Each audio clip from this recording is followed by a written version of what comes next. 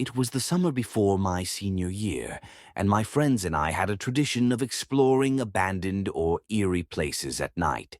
On one particular night, I convinced my friend, Emily, to come along for a quiet exploration of an old forest trail on the outskirts of town. The trail was rumored to be haunted, but I'd never taken such stories seriously. Emily, though hesitant, agreed. We arrived at the trailhead around midnight. The moon was full, but the thick canopy of trees blocked most of the light, leaving the forest in near total darkness. I decided against using flashlights so our eyes could adjust. The air was cold and damp, carrying an unsettling stillness. The usual chirping of crickets and rustling of leaves was absent. It was unnervingly quiet. As we ventured deeper into the trail, we reached a clearing where the path split into two. Just as we paused to decide which way to go, we heard it. The faint, haunting sound of a flute. The melody was soft and slow, rising and falling in an eerie rhythm. I turned to Emily, who was clutching my arm tightly, her face pale. "Who would be playing a flute here?" I muttered, trying to sound calm but failing. The music seemed to drift through the air, impossible to locate. It wasn't coming from one direction. It surrounded us. Against my better judgment, I whispered to Emily, "Let's just move quickly. It's probably nothing." We picked the trail to the left and walked faster, but the flute grew louder, more distinct. The melody wasn't random. It was deliberate, almost ceremonial, and it was getting closer.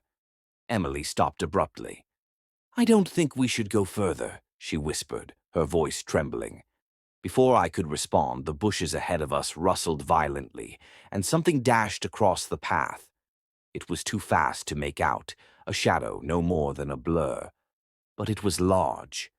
My heart raced, and Emily gripped my arm tighter. I forced myself to take a step forward, straining my ears for any sound of movement.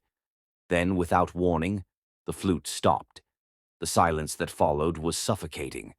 I turned to Emily and said, "Let's go back. Now." We retraced our steps, breaking into a jog, the uneasiness growing with every step. Just as we reached the split in the trail, the flute started again. This time it was loud, too loud, as though the player was right behind us. Emily's breathing turned into shallow gasps, and I could feel her panic spreading to me. We didn't look back. We sprinted down the trail, branches snagging our clothes and scratching our skin. The haunting melody followed us, never fading, never pausing. When we finally reached the parking lot, we jumped into my car, slamming the doors. As I turned the key in the ignition, the music stopped abruptly. I didn't wait to find out what it was. We sped out of there, and neither of us ever spoke of the forest again. But even now, whenever I hear a flute, I feel a chill run down my spine, and I can't help but remember that haunting melody in the woods.